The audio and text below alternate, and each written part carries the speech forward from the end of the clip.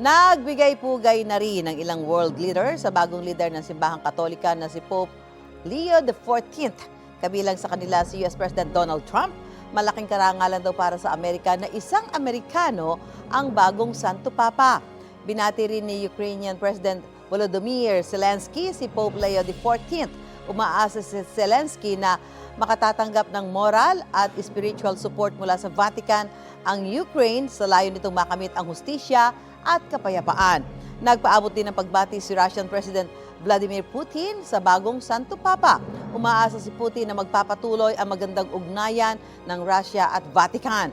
Para kay United Kingdom Prime Minister Keir Starmer, isang napakahalagang pangyayari ang pagkaka-elect sa bagong Santo Papa sa mga Katoliko at sa buong mundo. Looking forward din si Starmer na makilala si Pope Leo XIV. Sabi naman ni Italian Prime Minister Giorgia Meloni, ang mga pahayag ni Pope Leo XIV ay isang panawagan para sa kapayapaan, pagkakaisa at responsibilidad.